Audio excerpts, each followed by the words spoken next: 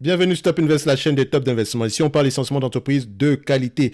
On continue le tour d'horizon ici des dividendes aristocrates. Présentement, on va parler de Roper Technologies, qui est une entreprise extrêmement qualitative, déjà à mettre sur la watchlist. OK? Parce que c'est une entreprise que j'adore. OK? Qu'est-ce qu'elle fait exactement? En fait, c'est une sorte en fait de conglomérat industriel très axé dans le segment des softwares et généralement, elle fait des acquisitions.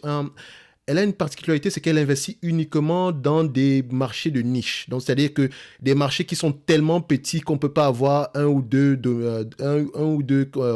ou deux compagnies qui dominent le secteur. Parce que, par exemple, sur un marché, on va prendre un exemple. Si un marché, la taille totale du marché est peut-être de 1 milliard, ça ne sert à rien d'avoir 10 compétiteurs pour 1 milliard, d'accord? On en a généralement un ou deux, ou bien Roper Technologies domine totalement le marché en question. Donc, elle est très souvent identifiée comme une entreprise qu'on appelle asset light company, c'est-à-dire que c'est une entreprise qui n'a pas une dépense à capital assez élevée. Donc, la plupart de ses net income égale ses free cash flow. D'accord? Enfin, même pas ça. Les free cash flow sont généralement supérieurs au net income de cette compagnie-ci, généralement, parce qu'elle n'a pas de dépenses en capital élevées, donc elle déprécie plus qu'il n'en faut généralement, tout pour simplement économiser pour pouvoir économiser au niveau des taxes. Donc, c'est une entreprise que j'adore, d'accord? Oui, également, c'est un dividende aristocrate. OK. Qu'est-ce qu'on va faire présentement? On va suivre la même tendance ici. Premièrement, on regarde le plan. Revenu, première chose qu'on pose comme question, quel est l'état des revenus ici? En date d'aujourd'hui, on a des revenus qui sont croissants. Encore, il faut préciser une chose, c'est une entreprise en pleine transformation, parce que c'est un peu comme un jeu de cartes ici. Elle a décidé ici de se séparer de ces segments ici qui sont très sensibles aux variations économiques pour se concentrer sur les segments où la variation de la macroéconomie est moins importante. Ça ne veut pas dire que c'est un problème, c'était un problème avant, c'est juste que ce genre de business-là a tendance à avoir des marges plus élevées. OK? Donc, actuellement, on a 6 milliards 140 millions. D'accord? Tout en sachant qu'on est en pleine période de transformation en date d'aujourd'hui, donc on peut avoir des revenus bien plus élevés que ça. Donc, c'est parfois bien d'aller regarder ce que pensent les analystes. D'accord? Donc, pas besoin d'aller regarder combien d'analystes on a sur le dossier. Il y a de fortes chances qu'ils soient nombreux parce que c'est une entreprise très, très, très, très, très qualitative, très suivie sur le marché. Donc ici, Roper Technologies, directement, on s'attend à peu près à 5 milliards 930 millions en 2023. 5 milliards 930 en 2023 et la croissance ligne droite. J'adore ça. Moi, quand je vois ça, je suis content. 5 milliards 993, 5,93. En termes de volume de croissance, par exemple, essentiellement la croissance ici est par acquisition et de manière organique. Donc on peut le voir ici que c'est une entreprise qui fait beaucoup d'acquisitions. Et vous savez, les acquisitions, c'est très sensible. Ce n'est pas toutes les acquisitions qui réussissent. La majorité des acquisitions sont des échecs. Mais cette compagnie-ci a réussi à toujours bien intégrer ses acquisitions. Et elle me fait également penser à une compagnie qui est excellente également, qu'on appelle Constellation Software. Je vous en ai déjà parlé, compagnie canadienne très très réputé dans le domaine des acquisitions également, qui est également dans ce genre d'industrie-là, qui fait à peu près dans les marchés de logiciels, dans les segments des niches ici. On continue. En termes de revenus, on a 6 milliards 140 millions ici. En termes de croissance de revenus ici, quand je prends la croissance des revenus sur les 10 dernières années, on a quoi? On a 7%. Sur les 5 dernières années, on a à peu près 7% également, 6,94. Donc, sur les 3 dernières années, on a 4,72 ici. Sur les 2 dernières années ici, on est aux alentours de 11%. Donc, on va se dire qu'on a au moins 5% et plus, d'accord, à titre d'information uniquement. Maintenant, en termes de marge nette ici, donc marge nette ici, net income, non, je ne vais même pas prendre la net income margin présentement. On va prendre d'abord les free cash flow, d'accord, free cash flow, et les net income pour les comparer, parce qu'en fait, je vais prendre les free cash flow ici.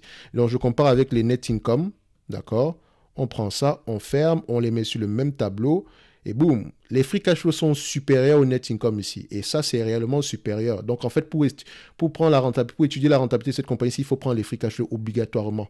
D'accord? Parce que la différence ici entre les deux, c'est la dépense en capital. Or, la dépense en capital, ils déprécient plus qu'ils en ont réellement besoin, donc ce qui leur permet d'économiser en impôts et ce qui nous permet d'avoir des free cash flow plus élevés. D'accord? Si on déprécie exactement ce dont on a besoin, d'aller payer plus de taxes, d'accord? Donc, c'est souvent une manipulation comptable ici pour permettre à l'entreprise d'économiser en termes de taxes. C'est totalement légal. Donc, au niveau de Roper Technologies ici, en termes de free cash flow margin, les analystes s'attendent à peu près à voir combien en termes de free cash flow, en termes de marge. On regarde ça ici. Vous constatez que les marges, premièrement, sont croissantes année après année. On va le vérifier tantôt tout à l'heure avec les net income. Donc, vous voyez ici que les analystes s'attendent à peu près à avoir aux alentours de, voilà, actuellement en 2023, on est aux alentours de 32% pour les free cash flow avec une croissance vers les 40%. C'est fou. Cette compagnie est magnifique. Je vous assure que on n'a même pas encore commencé à parler d'excellentes entreprises. Celle-là, vous la mettez dans la watchlist tout en haut, parmi les meilleures compagnies, la crème de la crème dans l'industrie, d'accord?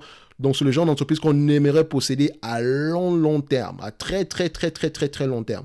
Donc, ici, en termes de free cash flow, qu'est-ce qu'elle a déjà produit par le passé ici? En termes de marge, on est aux alentours des, voilà, 25... Voilà, 25%, voilà, 25, 30% par là. Qu'est-ce qu'on prend en date? Je vais prendre ça sur les 12 derniers mois ici, parce que j'essaie de prendre maintenant les free cash flow.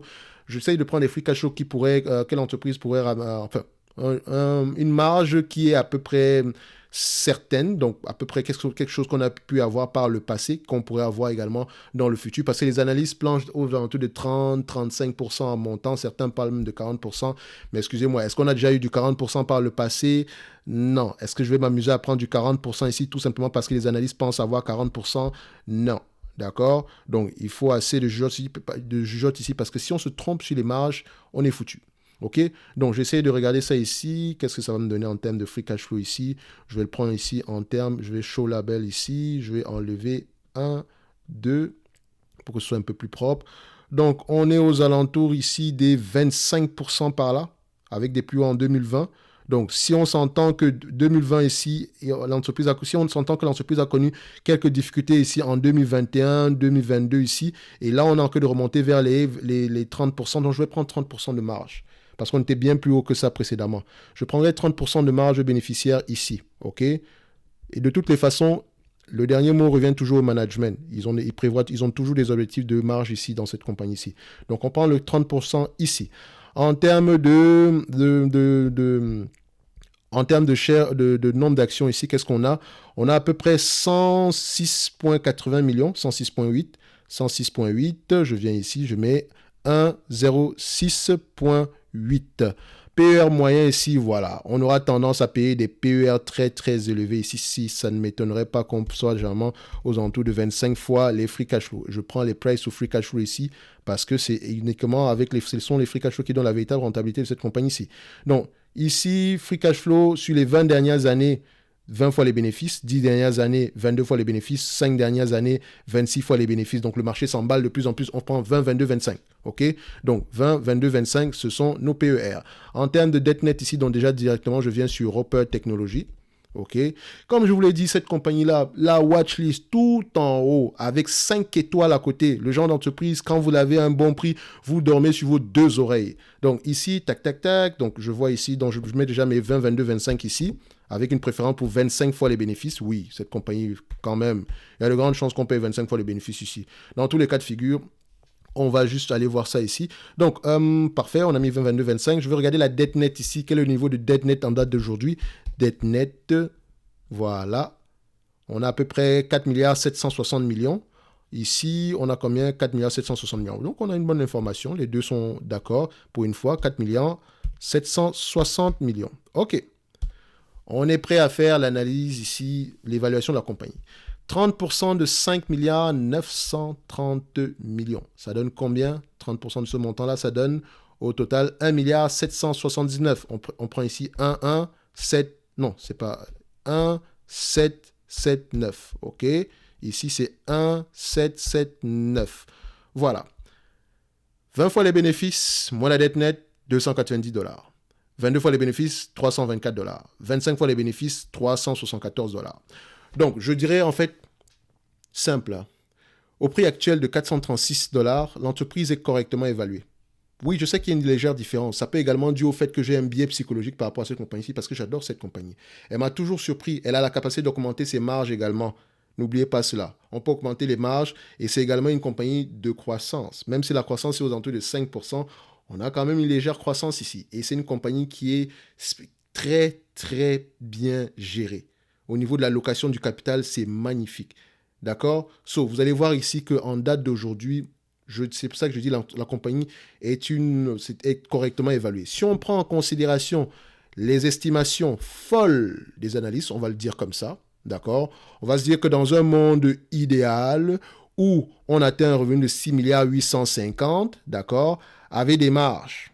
Excusez-moi, on regarde déjà en 2023, vous avez prévu des marges de combien ici? 30%, là combien? Avec des marges, disons, soyons gentils, avec des marges ici de 30%, mettons les marges d'aujourd'hui, ça donne combien? 6 850 multiplié par 30%, d'accord, fois 25 fois les bénéfices, moins la dette nette aux alentours de combien? On a une dette nette ici de combien? 4 milliards 760, moins 4 milliards 760, d'accord, divisé par le nombre d'actions, 106 millions, 106,8. Ça donne ici au total 436 euros l'action, dollars l'action. Donc, voilà, si on atteint ce niveau-là, on est correctement évalué, ok? Mais si les marges augmentent, on aura quelque chose de totalement différent. Et rappelez-vous, ici, les net income, les free cash flow ont tendance à aller au-delà des 30%. Donc, en date d'aujourd'hui, je dirais qu'on est correctement évalué. D'accord? On va le faire simple. Correctement évalué à peu près aux alentours de 374 dollars l'action. N'oubliez pas, si les taux d'intérêt augmentent, les PER vont avoir tendance à diminuer. Donc, n'oubliez pas que la valeur de l'entreprise va être située entre 290 et 374. C'est-à-dire que si je vais acheter cette compagnie-ci, idéalement, j'aimerais l'acheter aux alentours de 200 euros l'action dans un environnement. Voilà, si les planètes s'alignent, 200 dollars, 250 dollars l'action, mais tout ce qui est en dessous de 300 dollars, je commence fortement à réfléchir. OK? Également, si elle vous distribue la totalité des free cash flow ou bien des net income en dividende en date d'aujourd'hui, vous aurez un rendement de combien? Donc, si on fait la totalité, ça donne ici un rendement de combien? 46 milliards ici, ça fait au total 3,86%. Vous aurez un rendement de 3,86%. D'accord? Ce qui veut dire que le dividende de 0,63% est safe. Vous allez me dire, mais oui, mais le dividende n'est pas assez élevé. En réalité, elle a la possibilité de vous payer 3,63% en termes de dividende. Donc, qu'est-ce qu'elle fait avec cet argent-là? Vu qu'elle ne rachète pas beaucoup d'actions, en fait, elle réinvestit tout dans le business. Elle réinvestit tout dans le business. Vous allez même voir que le nombre d'actions a augmenté. Mais si on regarde le bénéfice net par action ici, il a également drastiquement augmenté. Donc, elle réinvestit tout dans le business. Elle a la possibilité, elle sait allouer ce capital-là. Donc, c'est-à-dire que les gestionnaires de cette entreprise pensent que si la majorité du free cash flow reste entre leurs mains ici, ils ont la possibilité de pouvoir augmenter les bénéfices nets de l'entreprise ici en faisant de bonnes acquisitions. D'accord? En faisant de bonnes acquisitions, en allouant le capital vers, vers des entités, aussi vers des poches dans lesquelles ce capital-là pourrait s'apprécier plus rapidement. C'est qui est tout bénéf. Ne regardez pas juste le dividende. En date d'aujourd'hui, ce dividende-là, il est croissant. C'est un dividende aristocrate. Donc, vous vous rendez compte que ça fait très longtemps qu'on paye ce dividende-là. Et il est croissant de plus en plus. Je ne sais pas quel est le volume de pourcentage d'augmentation ici, mais excusez-moi, il y a de fortes chances que ça continue à augmenter au moins un double digit dans le futur. OK? Même si cette compagnie-ci augmente son dividende ici de 10%, admettons, sur les 10 prochaines années.